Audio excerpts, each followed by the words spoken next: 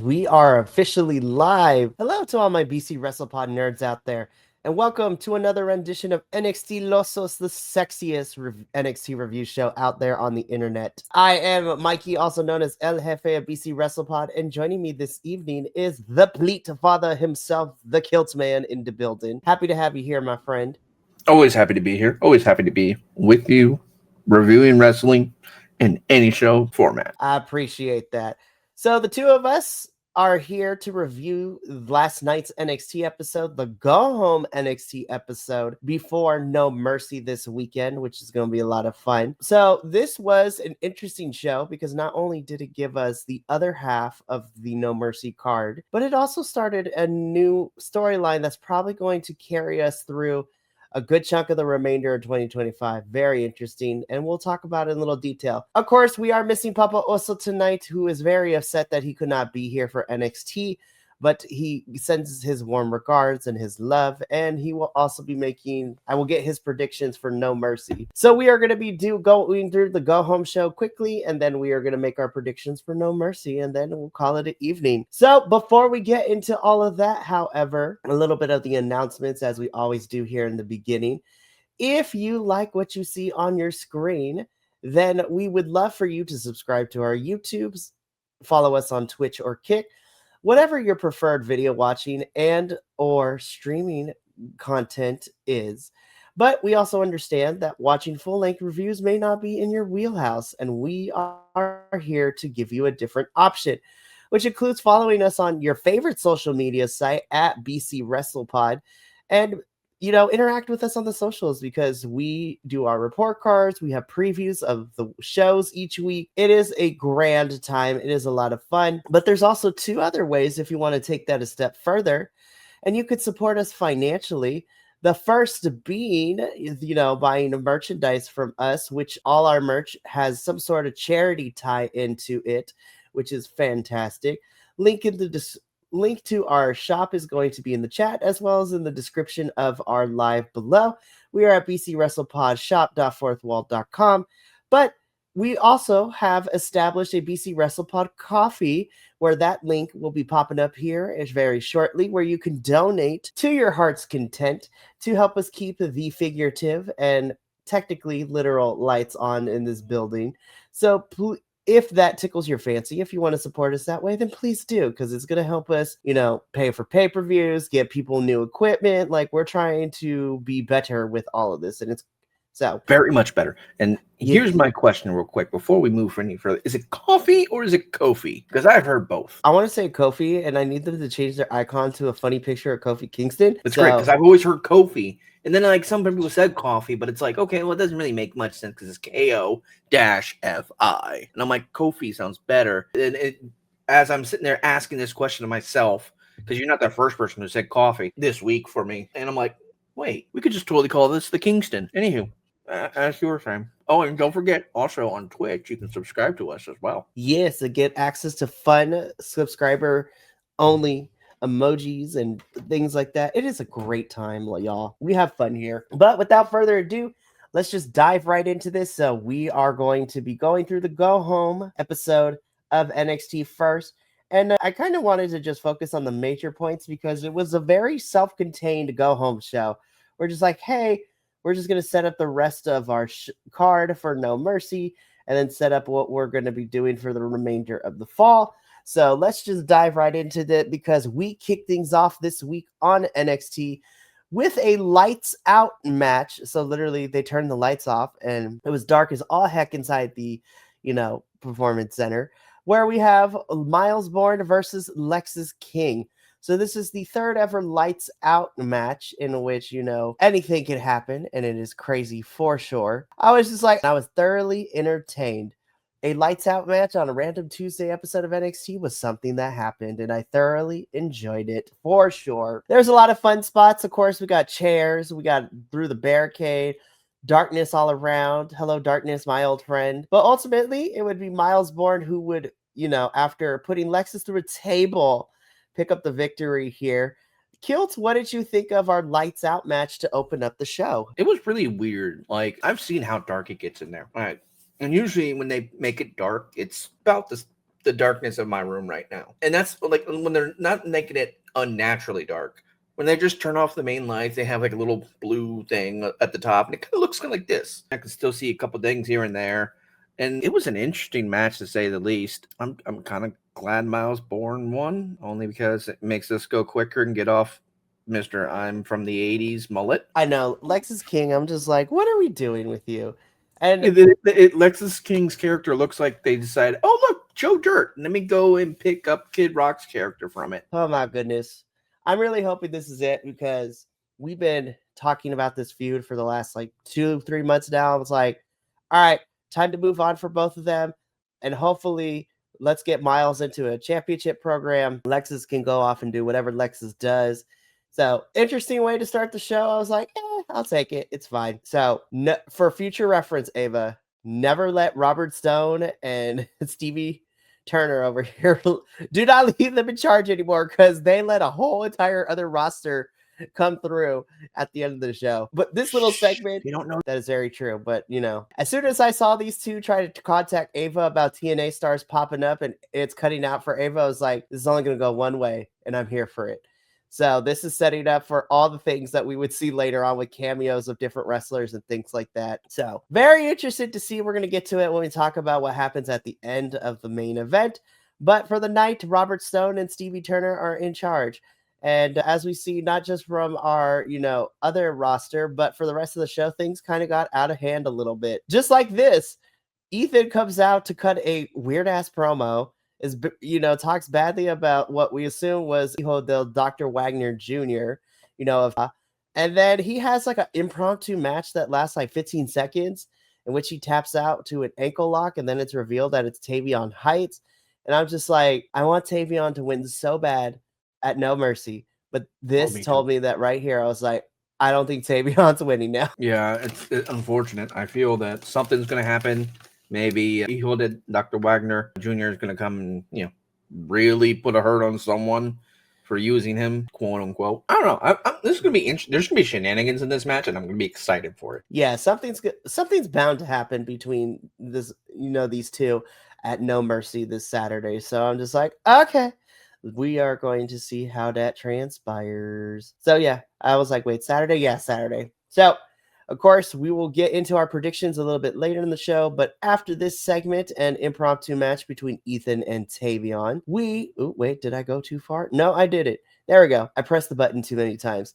We get into our second match of the evening, which was another WWE Speed Championship #1 contender match. This match was under the contention of WWE Speed rules, and this was the finals between main roster's Candice LeRae and NXT's Lainey Reed. So again, if you are not familiar with the Speed match, there is a 3-minute time limit. Otherwise, it ends up in a draw. So Candice and Lainey had the 3-minute time limit to try to pick up the victory.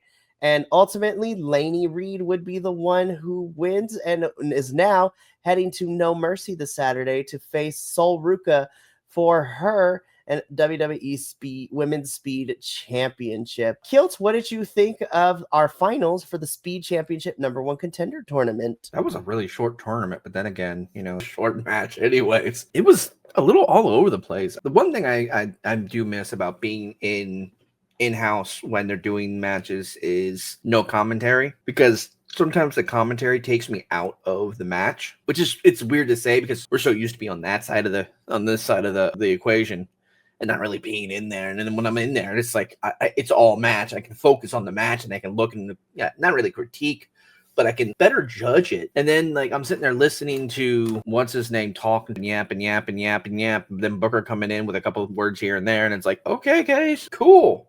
Can you shut the fuck up so I can focus? My ADHD is going hard. Well, I mean, thankfully, with your ADHD, the 3-minute time limit is a thing for speed matches. Reed again wins. She's gonna face Sol Ruca this Saturday at No Mercy. So I was like, okay, I'm very interested. The fact that we're getting a speed championship match at a pay-per-view, and that match is not even is gonna be 3 minutes or less.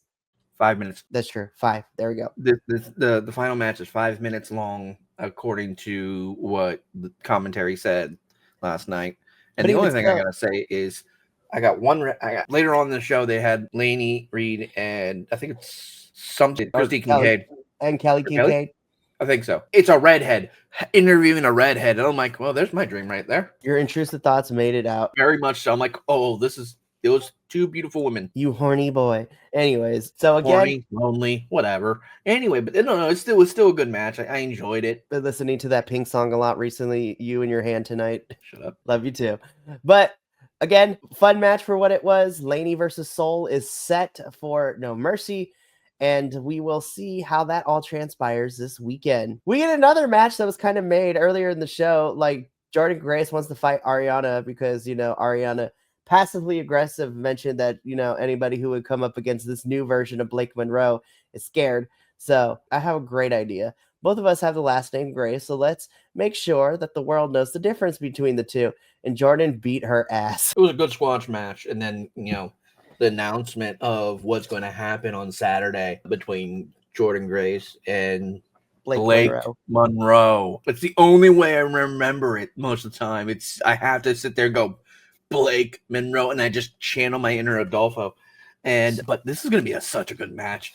Like, I'm excited for this. Usually when you get cage matches, it's very unlikely you'll get weapons involved. It's usually high-flying, goofy shit, or if you're a freaking Io Sky, you put yourself inside of a trash can and do a moonsault off the top rope, or top of the cage. Or, well, technically it wouldn't be a moonsault. It would be more of a raccoon splat, or a trash panda curl, whatever. So, I mean, you pretty much said it. So, after Jordan Grace beats Ariana Grace, Blake comes out with a kendo stick. Jordan grabs a chair. They begin fighting, and they're pulled apart by security.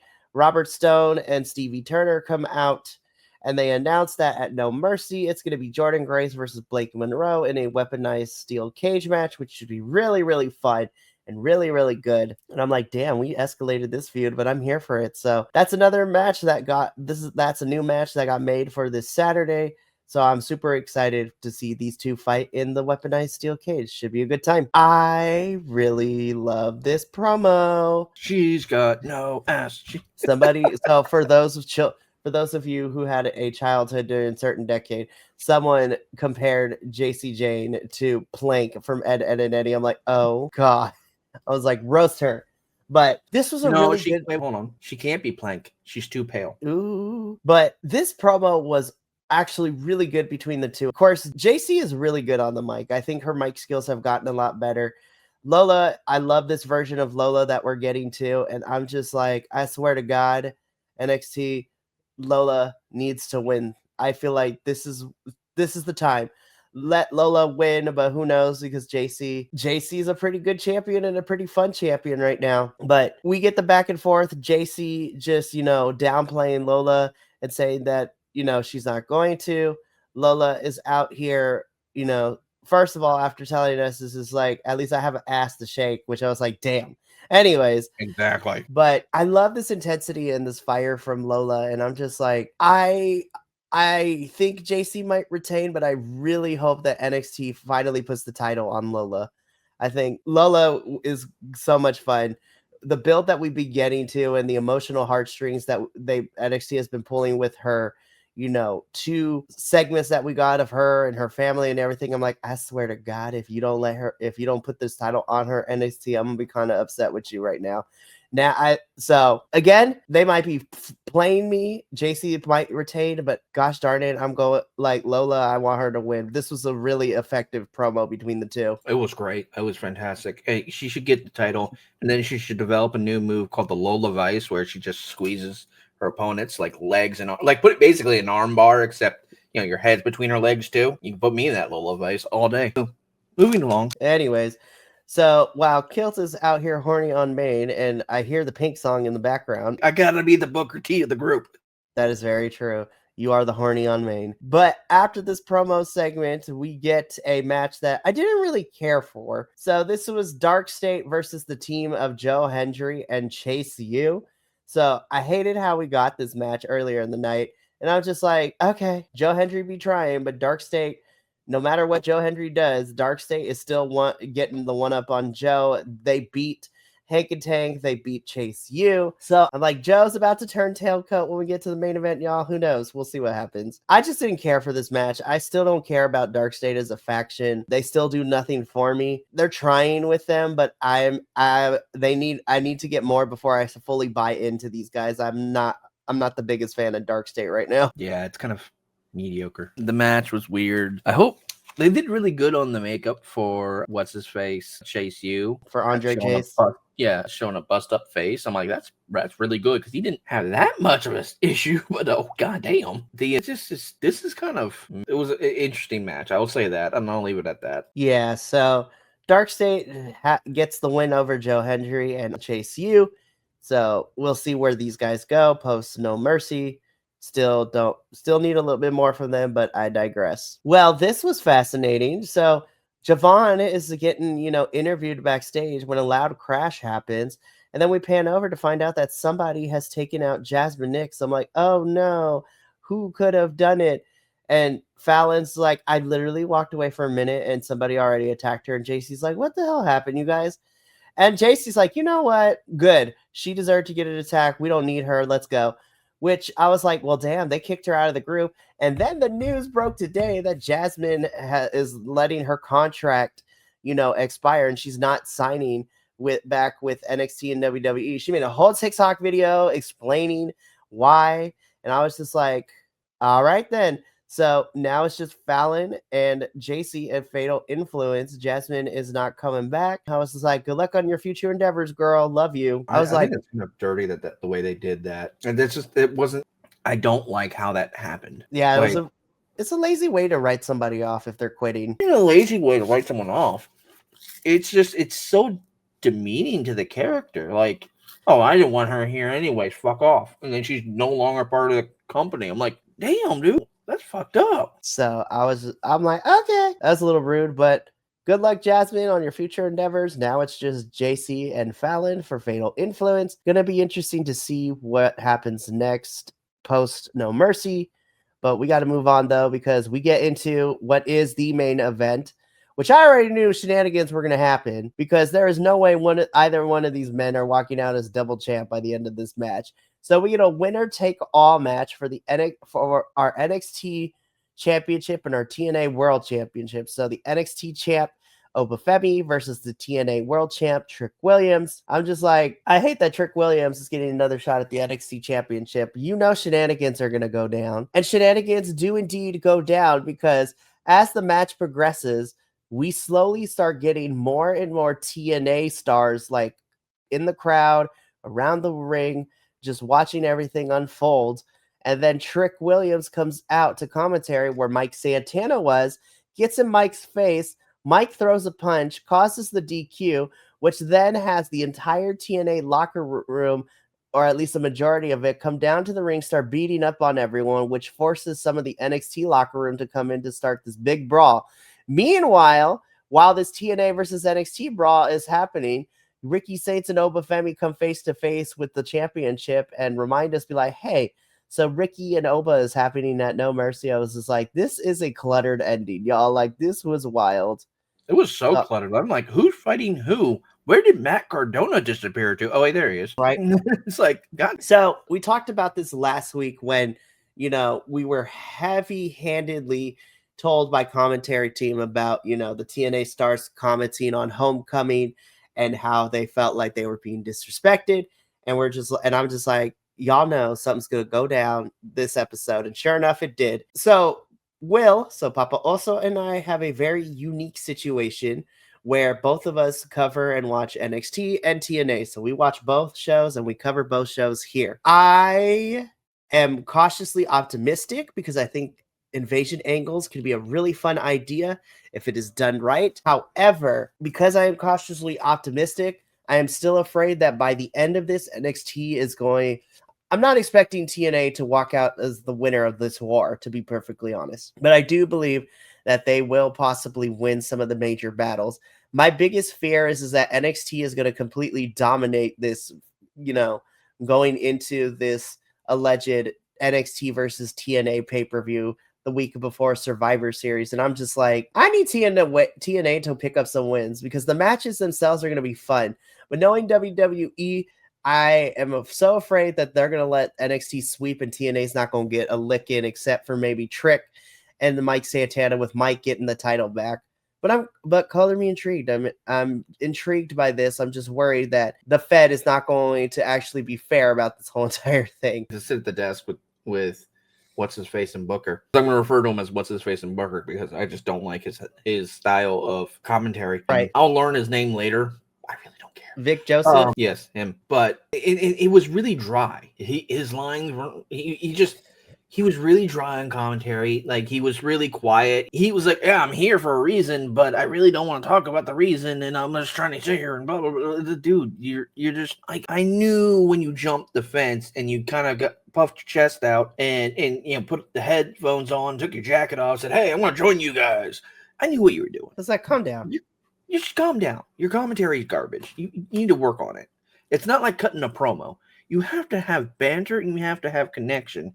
And then, like, him and Booker kind of like doing, what are you doing here? What are you doing here? Who's on first? What's on second? Bullshit. And it's like, dude, come on. This is just weak. This is weak build up to what we all know is coming. And then it came. And it's like, okay. Yeah, so I'm cautiously optimistic, and I'm actually really hoping that this program between NXT versus TNA is going to be fun and it's going to be entertaining. But when all is said and done, I'm worried, like they always are when, WWE, the Fed, plays with other companies. It's never truly, tit for tat. It's always the WWE is going to get the majority of things. So I'm like, whatever, man. But that brings us to the end of NXT. We have TNA tomorrow night. TNA's pay-per-view is this weekend. So I would not be surprised if if the NXT folks want to get the lick back at that pay-per-view. Should be interesting to say the least. But that takes us to the end of our NXT review portion of the show. But we are not quite done yet this evening because now we get into our predictions for No Mercy. So if you are new here at BC Wrestle Pod, when we do our go home show reviews, we also make our predictions for the pay-per-views. We have 4 leagues, which includes WWE main roster, NXT, TNA, and AEW. So the 3 of us, in terms of myself, the Pleat Father, and Papa also, we are going to make our predictions for No Mercy. So we're going to just go through. Again, we got 3 more matches made tonight. So we had 3, and they're like, this card's looking a little empty. So let's get the rest of these made. So let's just go through them really quickly. The first match up is going to be, it's just a regular match. It doesn't seem no stipulation. Josh Briggs versus Javon Evans. Just because out of spite, I'm picking Javon because Javon has been on the losing end since entering this program with Josh, and I'm kind of hoping Javon picks up a victory here. So I'm going to go with Javon on this one. Let's go, our bouncy boy. Which, by the way, I didn't include that. We didn't talk about it during the review because I didn't want to, but I was just like, we're trying too hard to break the fourth wall in this character, but it is what it is. Yeah, they really are. It's like, I don't care what y'all think, dude. Chill. I'm like, sir, calm down. You've already got your heat for being a heel. Fuck off. 100%. So next match up that we're going to discuss is going to be, hang on, let me get there. There we go. Our weaponized steel cage match, Jordan Grace versus Blake Monroe. I am going with Jordan on this one because since it's a weaponized steel cage match, these women are going to go to war. Blake won their first encounter back at Heatwave. So I think Jordan wins this one, and we get one more match between these two. So I'm going with Jordan Grace on this one. I'm definitely going with the meat muffin. With her background, this is almost right up her alley as it is. Yeah, she's gonna just for reals. So after this, the next 4 matches are all championship matches. The first one being for our WWE Speed Women's Championship. Sol Ruca defending her speed title against Lainey Reed. I am going with Sol Ruca because Sol Ruca is great. And I don't think she's going to lose this right here. So I'm going with Sol to retain. Like, I want Sol to retain. And that's what I'm choosing. But because she is a double champion, right, I have a feeling that they're going to give it to Lainey. True. Now, this is mostly like I think my second or third time in being introduced to Lainey. I like her, but I prefer Sol to keep the championship. If Lainey gets it, great. It'll probably be with some shenanigans or something. I don't know. I'm not going to guess until, well, we're sitting there watching it. But yeah, I got sold. Cool. Alrighty. So then next up, we got our NXT North American Championship match. Ethan Page versus Tavion Heights. I really want Tavion to win, but I am going to be honest because Tavion was standing tall at the end of the show.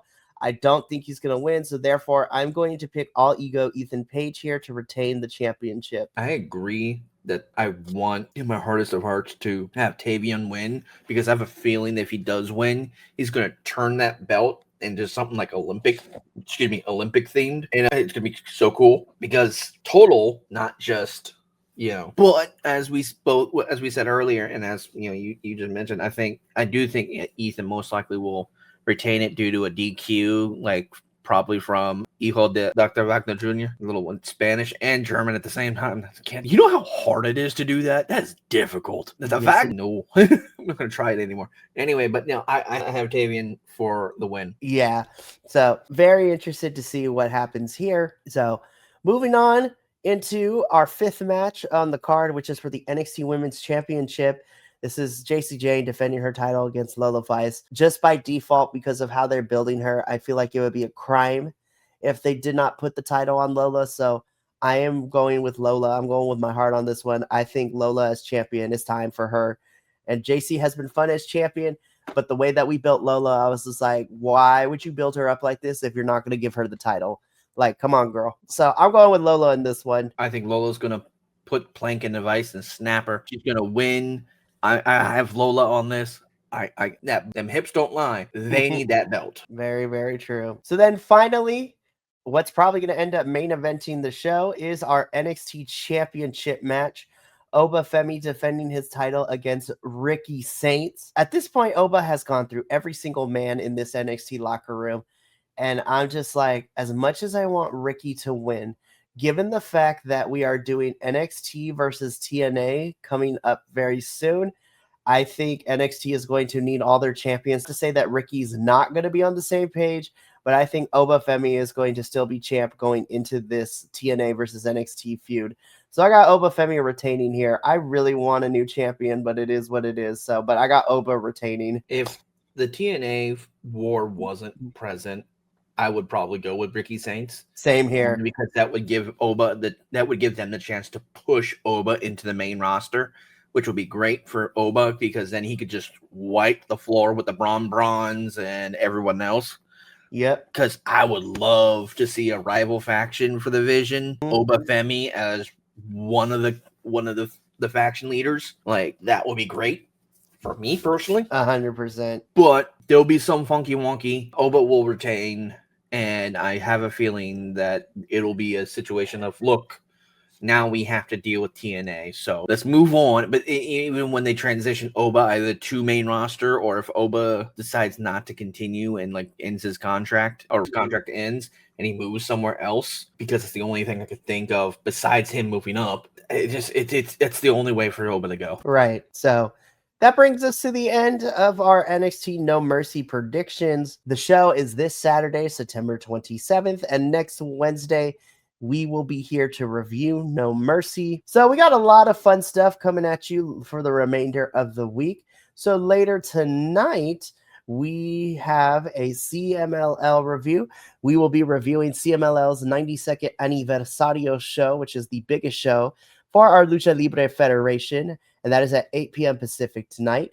Then tomorrow evening at 6 p.m. Pacific, get ready to laugh because JVL, myself, Jesse, and our newest co-host Benny are diving into the world of comedy wrestling as we review Mystery Wrestling 18. So we got lots of things happen. We had a bunny, we had a cocaine bear, we had some innuendos, we had Simon Miller's beautiful baldness on commentary. It was great. So make sure to tune in tomorrow night for that review. Then on Friday at 7:30 p.m. Pacific, the TNA boys are going to be here. Not only are we going to be reviewing the Go Home show of TNA, but we will be making our predictions for Victory Road, which is happening this weekend. But also, I'm pretty sure all the boys have some things to talk about, especially with the news that came out about what's going on with Masha Slamovich. So we gonna try to get all that together, and we're gonna have a conversation, and that is on Friday evening. Then we wrap up the weekend. Sunday is our at 11:30 a.m. Pacific is our WWE review for Dual Dynasty, where we talk about Raw and Smack. Anybody who was here on Monday for WrestlePalooza knows how we're feeling right now, but we're still gonna have a good time and talk about it, because at least we're gonna continue to do so till the end of 2025. But then tune in at 6 p.m. Pacific, where I will be doing a live watch along for MLW's Fury Road. Remember, all going to be a lot of CMLO crossover. We are continuing, and this is going to lead into Slaughterhouse, which is this upcoming weekend, in the next weekend, which is going to be a lot of fun. So yeah, that's a lot of stuff happening this week. Thank you so much for tuning in. Next Wednesday, we will be doing a review for No Mercy and briefly touching upon the NXT episode, if anything of importance happened on there. But we are going to get up on out of here. So thank you so much from all of us here at BC Wrestle Pod. Remember, take care of yourself, love one another, stay Bi-Conic, and more importantly than anything, you always deserve to finish your story. We will catch you later tonight at 8 p.m. Pacific for our CMLL review. But until then, this is Sayed Adio, and until next time, peace. Thank you so much for tuning in to another Vibe Tribe production. What's gonna happen next time? Well, you're gonna have to tune in to find out. But until then, remember, take care of yourself, love one another, and as always, make sure that you keep the good times rolling. Thank you for being here, and we'll see you next time.